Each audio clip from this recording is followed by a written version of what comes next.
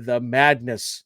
This is written by J. Michael Straczynski, with artists ACO on pencils and David Lorenzo on inks, with colors by Marcelo Maiolo. I apologize if I butchered that. With letters by Sal Cipriano. Synopsis, Nicholas, in the Madness. Now, I cut this synopsis down because I didn't want it to give away what I wanted to talk about. Cool. In the Madness, Sarah Ross has been using her powers as a thief, stealing from the rich and, well, keeping it, until the day she stole from the wrong person, a highly placed official who pursues the government to assassinate her. The plot, aided by the so-called good superhero sponsored by the government, misses her but wipes out her family, driven mad by grief and a laser focused on revenge for the murder of her family. To say this is a revenge story, Nicholas, would be an understatement. This was a 6-issue arc story from AWA, who's typically it's 4 or 5 issues, so having that extra issue was very nice. This ran from August 2023 to January 2024. And according to League of Comic Geeks, the trade paperback should be dropping in April. But we will definitely let you know when that trade is officially dropping, so we can have a specific date for you. Because if you haven't read this series, you're going to want to pick that up and read it, because this was my winner of the Once and Future floppy for Best New Series of 2023. And I gave it that award without having read the finale yet, because it was that damn good. So, if I've said it once, Nicholas, I've said it 1,000 times. In 2023, AWA did not have a single title that was a dud, that was meh, that was whatever. They all hit. They all hit. And we've enjoyed every single one of them. And for when I read this first issue, I said this is my favorite first issue of any book that they've put out that year, and I meant it, because there was something about it that hit me from a comic reader, right, perspective, that hit me from a family man, it was emotional, right? J. Michael Straczynski, has written some awesome books for AWA, whether it's the main Resistance title that he wrote, which was again this creation of sort of a modern day, superhero world, and then he wrote the Moss, which is within that same universe, but was like it was the emotional core of everything that the Resistance universe is. Right. And then this, which isn't a Resistance book, but it is so well written, it is so well paced, and just everything about it, it was, again, you hang on every word, right? You want to see this woman exact revenge, right? Like, just like you wanted John Wick, right, to exact revenge, at the same vein, right? John Wick's kill count may have been higher, but Sarah from the Madness, her kill count was just more, it was more brutal and vicious and devastating. And it was a pure joy. Every single death, right, while there may have been few of them, was pure joy. And when I was reading this, now there's lots of characters. That's the thing about great writing, right? When you have good guys and bad guys, right? The good guys, or the protagonists, you really want to see them succeed. Whether they're down and out, you want to see them rise, or they're fighting up against an evil so strong that you want to see the good guys win. Or if someone's writing an antagonist, you want to loathe them and detest them, like you really, really, really want to hate them. Like it's like it brings on, like, it translates to like real life. Like, I can hate this person, but they're not real. It's a comic, right? It's a fictional character. And with Sarah, I've never rooted for someone so much as I did for her in this series. Yes, kill them all. I want to see how you do it, and I can't wait to see you get the very last one.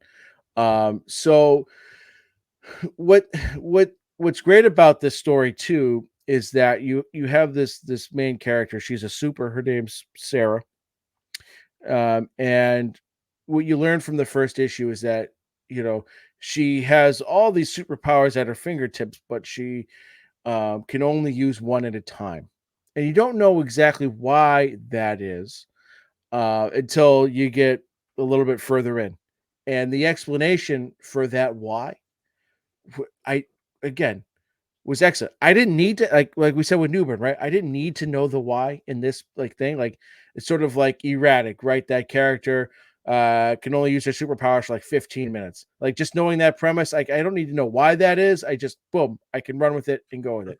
The fact that this character can only use one superpower at a time, like I didn't need to know why. I love the premise because I think it's a cool idea. Like you got to like choose. Okay, if I need to be able to fly and escape, then maybe I don't have super strength. Right. Maybe I'm not invulnerable, right? Maybe I'm not. Yeah, I have weaknesses to X, Y, and Z, right? So like, there's a strategic thing at play there, which I like. It's a different wrinkle than just having like a character like Superman who can do everything and other than a green rock, they're they're invincible. So I thought that was a really cool premise. And so what's also great about the character too is like again the other premise is that like as a synopsis implied, right? Like she has these superpowers, she robs from the rich and gives to herself.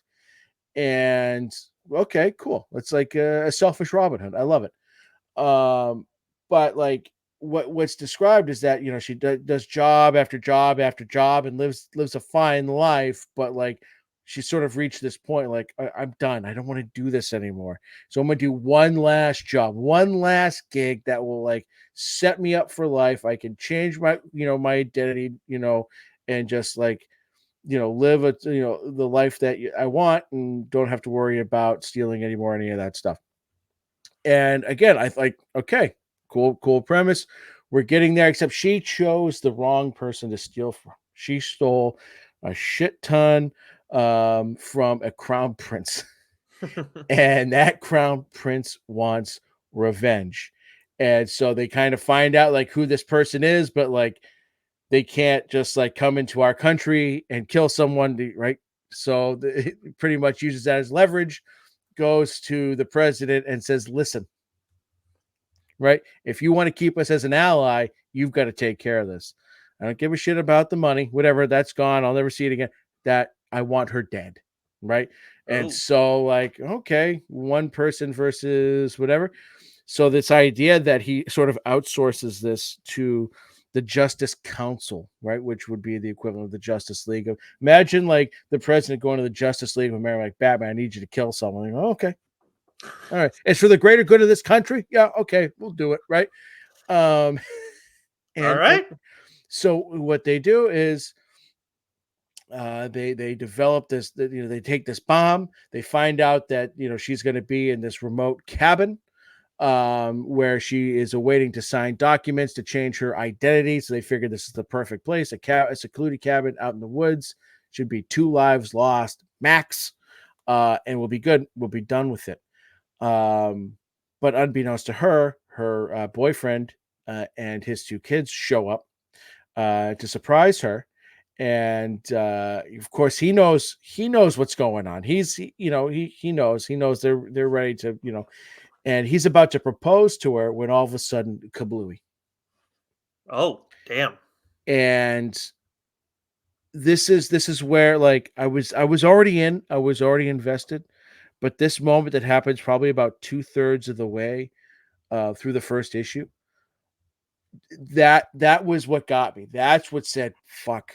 That's why this is why like that was the moment where I said, "This is my favorite first issue," because it had everything I wanted. It had great storytelling, it had a great plot. The pacing was great, the art was fantastic, but that bit of emotion that you get, from ACOs, from the just the artists in general,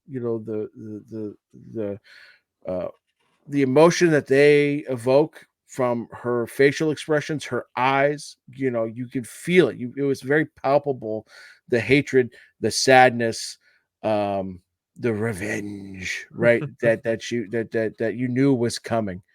And so, like, all of that just came together. And then what systematically happens in every issue that follows is just, it is just a textbook. She's playing chess while everyone else is playing Uno kind of thing. And the way that she goes about, like, tracking everyone down and that's involved, she's going to get every last person that was involved. And the way that that goes about, the way that it comes to an end, like, was sheer brilliance. And then, like, along the way, we learn about more about Sarah and why, like I said, like, why she only can use one power at a time, but there's almost a duality to her, right? We learned that when she was a kid, she had this imaginary friend named Raven. And if someone was mean to Sarah, Raven, you know, would deal with it. And so getting that backstory of when she was a kid, something happens, she suppresses that, something happens later on that brings her back out. And then from there, like, they're like two peas in a pod, or as Violet once said to me, two corns on a cob, which I thought was the most adorable thing ever. I like that Uh, better. right. But like, just like her backstory and about her powers and her duality, and what the madness really is, right? Because the madness can have many different meanings and interpretations in the story, which I thought was excellent. It's just so good. This is, again, just an excellent series, start to finish. And like I mentioned, the art really makes you feel everything. J. Michael Straczynski's writing, makes you feel everything. It's satisfying. It's paced perfectly. It's just all around an excellent, excellent story. Man, my biggest question is, after all this, like, I don't know if you've ever spoken more highly of an AWA book. Is this on your Mount? I don't know if you ever heard of the idea of a Mount Rushmore, Joe. It's an But old wooden ship, right? yeah, exactly. Yeah. Is this a Mount Rushmore AWA book for you? Well, it would highly, highly be under consideration. That's a tough question to think of on the spot because I've read a lot and I'd have to go through and write them all down and think about it. But it's definitely up there, for sure. And the other thing I wanted to mention too was, like, we talk about all the time, like, Mike Diodato's art is very cinematic, right? Well, ACO, is it sorry, David Lorenzo and Marcelo Maiello, right? Their art is vicious, but it's also epic, and there's just something, like, there's something cinematic about it in a different way. Like, Hmm. because Diodato's, like, when you look at it, it's almost like a flip book. You could flip it and we'd be like, Yeah. right, this is sort of like cinematic, like you think of, like, on the scale of just like big budget action movie, just kind of thing, with like the action scenes that you get. They did a really good job at drawing out the action scenes in the story. This is Yeah. full throttle. Some of these covers that we're seeing too, man, they like Yeah. the one that you did, that you took for this episode, like, really really cool stuff. Like, Yeah. I'm very, this I respect your respect for the process, and not just saying, oh, willy nilly. This is definitely on your Mount Rushmore of AWA books. But hearing you talk about it, I'd kind of be stunned if that you didn't come to that conclusion if you were to go and try and break it down and consider it. But that's a conversation for another day. This sounds fucking awesome. Sounds like it has a movie written all over it. Oh And I yeah. mean, AWA doing more of that stuff. Hopefully, this is one of those that gets turned into that. Great Yeah. stuff, though, Joe. Yeah.